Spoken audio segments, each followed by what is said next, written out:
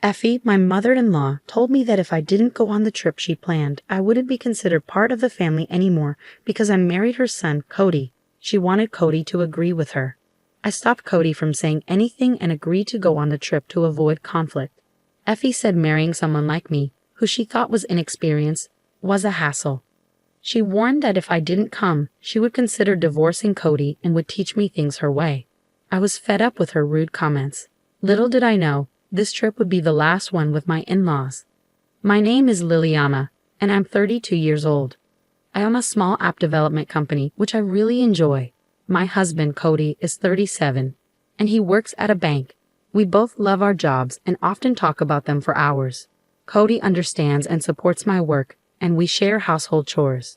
Even though we've been married for 4 years, we don't have children yet because we're focused on our careers. But we both like kids and hope to have some in the future.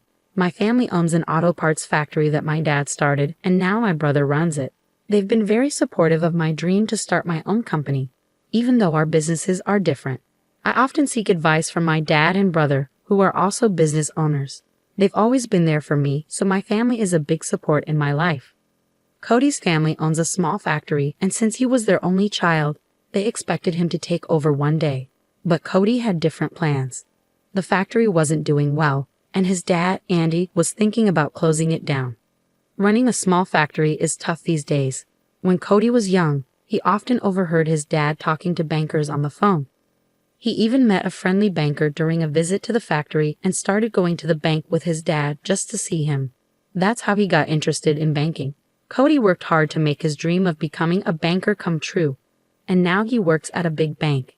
Even though everything might seem okay between Cody and me, our marriage isn't going well. Cody's mom, Effie, doesn't think highly of my job. I can work from home sometimes because my job allows it, but Effie sees it as a pointless job and doesn't understand it at all. I get it. It's hard for our parents' generation to understand jobs like mine. Even though my job isn't physically demanding, it's still tiring. I always adjust my work schedule around Cody's family's plans so I don't bother them. I don't expect them to get it, but it's frustrating when they think working from home is easy just because my schedule is flexible. Effie disapproves of other things about us too. When we got married, we built our own house between our parents' homes. It takes less than 30 minutes to get to either house. We both work and manage our money separately. We like having our own space and privacy, even as a couple. We each contribute a set amount of money for household expenses every month and save the rest for our future. But Effie doesn't like this lifestyle either. She thinks it's wrong for a couple to keep things private. According to her, family members shouldn't have secrets, and she doesn't think we're a real family because of it. Effie seems to have a problem with me, probably because she really likes her son Cody, and I'm just in her way. Whenever we see each other, she makes mean comments about us not having kids yet. It's a sensitive topic for me, and I'd rather not talk about it. Normally, people avoid bringing up things like that, but Effie keeps mentioning it every time we meet. So, to avoid upsetting Cody, I've been staying late at work on purpose to miss seeing her. Effie has done other surprising things too, but one thing she did really upset me. It was on the day of my best friend's wedding. After the wedding, my friend was moving far away, so we wouldn't see each other as much because of our jobs. I was really excited to celebrate her special day, but a week before the wedding, Andy asked me to go to an important business event. I said no. The only thing more important to me than my friend's wedding would be if a parent was really sick. But that night, something unexpected happened. When I got home from work, my in-laws were at our house. As soon as she saw me, Effie got really mad. Liliana, what's wrong with you? Saying no to Andy's request is rude. You're married to my son, so you should put family first. Your refusal is not okay. You need to think about what's important, she yelled at me. Cody was there too, but he didn't say anything. After finding out that the reception Andy asked me to attend was crucial for the future of the company, I understood the seriousness of the situation. But to me, my best friend's wedding was just as important. I explained to Effie, I get what you're saying, but my best friend's wedding means a lot to me, and I don't want to miss it. Plus, I don't even work for Andy's company. Even Cody joined in, saying, can't you make an exception this time? This is really important for the company's survival. I'm going to, and it's a family effort. We can make it up to you for missing the wedding. It's a family crisis. Can't you help us? I was shocked to hear Cody say that. He knew how excited I was about the wedding. Then Andy added, I understand Liliana's perspective, but this time we really need your help." The atmosphere made it hard for me to refuse. It wasn't just any reception. In the end, I reluctantly agreed to skip my best friend's wedding. I told my friend the truth and explained why I couldn't come. Thankfully, since I had talked to my best friend about my family situation before, she understood. In fact, she was more worried about me. I'm lucky to have such a caring friend. I felt really bad about missing my friend's wedding. But once I made the decision, I had to focus on making the reception a success. On the day of the event, Cody and I got to the venue early and tried to reach Effie, but she didn't pick up her phone for some reason. I started to worry about what to do, but finally, the in-laws showed up just 10 minutes before the reception was supposed to start. I was surprised to see them looking so messy, with untidy hair and wrinkled clothes. I was shocked and asked Effie, "What happened? Why do you look like this? Today's reception is important, isn't it?" She awkwardly replied, "I overslept, Liliana. Just make sure you behave yourself." I was really tempted to snap back with, "I don't need advice from you," but somehow, I managed to keep my cool. I have to give myself credit for staying calm during the reception. Effie, not great at talking politely, made a bunch of rude comments to our guests. She probably thought they were jokes, but their uncomfortable smiles showed they didn't find them funny. As I expected, we didn't get the contract we were hoping for, and the reception was a flop. I couldn't help but think I should have gone to my best friend's wedding instead. I was really angry that I got dragged into such a disaster, messing up my plans and causing problems with the in-laws. What made it worse was that they didn't admit they did anything wrong. They acted like it was the guests' fault for not sealing the deal after such a fancy reception. They said it was a good thing we didn't make a deal with such odd people. I couldn't believe how clueless they were. After that mess, I felt even more uncomfortable around my in-laws and started avoiding them. But there's one thing I can't get out of. Cody's family has this tradition of going on a family trip every year since he was a kid, and they still do it even though we're married now. Since we got married, I've been expected to join these trips, but I always end up doing all the boring stuff: driving, booking hotels, researching places to visit. If I try to say anything about it, I'm shut down with a "don't push it." Even when we visit tourist spots, I often end up staying in the hotel room, missing out on places I'd like to see. Honestly, I really don't look forward to these yearly family trips and secretly hope I might get sick and avoid them. But now, it's time for this year's trip, and despite saying they're short on money, my in-laws insist on a fancy trip like always. They put me in charge of finding a hotel. I planned everything carefully to keep Effie happy, since she's always grumbling. Since I don't drink, I'm always the one who ends up driving. But I don't mind because it means I don't have to listen to their conversations. But just before the trip, a crisis hit. I got a call saying my mom had collapsed and was in bad shape. With that news, going on the trip, even for a short while, wasn't an option. I panicked, knowing I needed to see my mom right away. Since it was the day before the trip, I decided to cancel and get ready to go to the hospital. Cody offered to come with me to the hospital, but I said no. It felt like he was suggesting my mom might not make it, and I didn't want to hear that. When Cody and I told Effie we couldn't go on the trip, she got really mad. Effie's words hit me like a ton of bricks. "You're saying you can't go on the trip I planned? If you don't come, you're no longer family. As my son's wife, it's common sense to prioritize the family trip, right?" "Right, Cody," she said, expecting Cody to agree.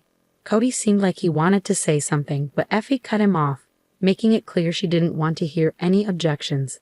I was so shocked that I couldn't even respond. Being with my mom in her critical condition was the only thing on my mind. Just as I was trying to figure out what to say, my brother called. He told me that Mom's condition was serious but somewhat stable. I wanted to rush to her side, but he explained that due to a contagious disease outbreak, visiting wasn't possible right now. He said we could arrange a short visit later as she gets better. So there was no urgent need for me to go. Hearing this news left me feeling torn about what to do. Seeing my hesitation, my brother asked what was going on. I explained everything about the trip and my dilemma. My brother, a little annoyed, suggested something helpful that I hadn't thought of in the midst of my distress. The trip was going to a place near my parents' house, which my brother assured me would be easy to reach from the hotel if necessary. He was right. Whether I stayed at home or in the hotel, I could quickly get to my family if needed. Taking my brother's advice, I reluctantly told Effie, "Okay, I'll come on the trip." Effie responded, "Well, if you'd said that earlier, I wouldn't have gotten so upset." Marrying someone so inexperienced is tough. Just remember, if you don't come, it's divorce. I might have to teach you a few things. Cody seemed surprised, but we agreed to go, with the condition that I could leave for the hospital if necessary. Effie commented, "It'd be a problem if our driver disappeared suddenly, wouldn't it?" "Good, you're part of the family now, so our needs come first. Remember your role as my son's wife. This trip is a big deal. It should be your priority." Her smug attitude and obvious excitement annoyed me, but I decided to put up with it to avoid more trouble. On the day of the trip, I was so worried about my mom that I couldn't stop checking my phone. Meanwhile, Effie was already drinking beer in the morning.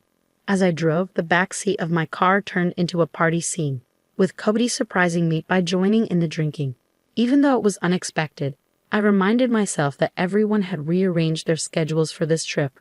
I thought it would be nice if everyone could enjoy themselves since we all made an effort to be here.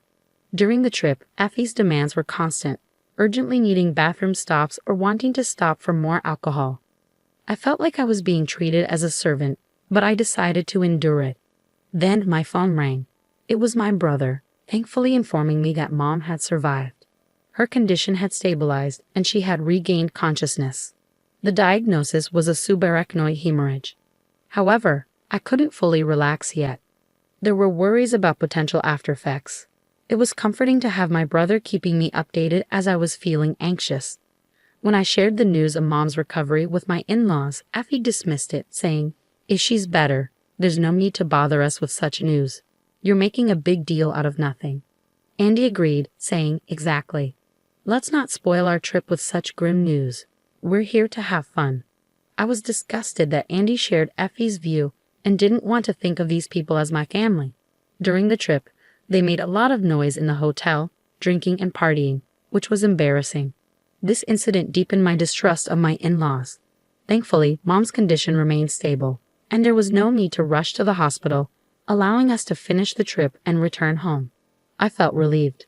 While I was doing laundry at home, Effie showed up unexpectedly. She asked to use our dryer because they didn't have one. I was annoyed and told her, "There's a laundromat with dryers. I have my own laundry to do, and I'm using it right now, so it's not possible." But she insisted, saying, "You're always so stingy. Once you're done, it's fine. I'll come pick it up tomorrow." Have it ready by then, and tried to leave her laundry in our washroom. Cody stepped in, saying, "Liliana is tired and has work tomorrow. It's not possible for her to help with the laundry. Let's go to a laundromat." Effie got angry, feeling like her son was taking my side. She left in a hurry, leaving the laundry behind and hurling insults as she slammed the door. Looking back, maybe if things had been different that day, the outcome might have changed. Later, Effie returned and said something unexpected. She told me, "During the trip, I noticed something, Liliana. You seem unaware of being married to Cody. We might face similar situations in the future. Since we couldn't talk about it, I've decided that Liliana should make a decision." Then she placed a family contract and divorce papers on the table. I was speechless. What on earth was a family contract? It seemed ridiculous and confirmed my belief that she couldn't have a normal conversation. But Cody surprised me with his response. He said, "I have something to say. If you keep forcing your opinions on us, I'll cut ties. I can't deal with this anymore. What do you think, Liliana? You're not a servant or housekeeper. You're not the one who's mistaken about your position." Effie was stunned. Up until now, Cody rarely spoke up against her. It wasn't because he agreed with her, but because he wanted to avoid conflict. After Cody spoke, Effie's anger turned towards me. "You've changed Cody since you married him. He used to be so sweet. It's crazy for him to talk to me like that." "You must have brainwashed him. Turn him back into the old Cody," she accused, confronting me. She believed I had manipulated Cody into defying her. Then, Cody defended me even more. "You're the one doing the brainwashing here. You always fly off the handle without listening to anyone's opinions. Honestly, you're a toxic parent. You never let me live my own life after I got married. Instead of calming down, you're attacking Liliana. Enough is enough. I'm not going to divorce, and if you have a problem, you should stay out of our lives," he firmly stated. Effie turned to Andy, who was there, and burst into tears. Andy responded, "If that's what Cody thinks, then so be it. We'll cut ties. Do as you wish," and left in a huff. I was surprised but relieved that Cody stood up for us like that. Feeling frustrated, I confided in my brother about everything. He became furious and said he couldn't stay silent if they were behaving this way. He decided to take action, which ultimately led to a tragedy in the in-laws' family. It turned out that my brother's company was a client of my in-laws' company. We had kept our family's company name a secret to avoid creating a power imbalance. The in-laws had no idea they were dealing with my family's company, but with things as they were, we couldn't continue like this. Although I had been patient and avoided mixing business and personal matters, it had reached its limit. My brother had been having issues with them not meeting deadlines. You can't cherish those who don't cherish you. I discussed it with Cody before talking to the in-laws, and he agreed. Cody also said he had had enough. My brother decided to end the contract with my in-laws' company purely as a business decision. Their company had become problematic, consistently failing to pay on time and missing deadlines. Despite these issues, we had tolerated it because of the family connection, but now there was no reason to continue. When my in-laws learned about this, they came to us in tears, constantly apologizing. They begged my brother to reconsider the contract, but it was out of the question. Their failure to meet deadlines was their own responsibility, and they should have appreciated our patience. Cody explained everything to his parents, but they refused to accept it and ultimately cut ties in anger. Cody wasn't upset. He felt relieved. He had been torn and exhausted, caught between us and his family. Since then, we've been living peacefully. I discovered that Cody had been financially supporting his family, but he stopped doing that now. Even before this incident, their family factory was struggling and was close to shutting down due to debts. I also found out that Cody had been paying for those yearly trips for his family. It's surprising how they could act that way, using someone else's money. Now, Cody's parents are living more modestly, and Effie has started working recently. It's quite unexpected to see her, who used to consider herself a president's wife, now working. One day, I witnessed Effie being reprimanded while doing a cleaning job. Although I initially felt it might be karma, I couldn't help but feel sorry for her. Perhaps through this experience, she'll learn about the realities of life and hopefully change for the better. As for us, work is going smoothly. We haven't had children yet, but we're content with our jobs and life feels fulfilling. We're planning a trip abroad for our next vacation. For now, we're enjoying life without the added responsibility of children.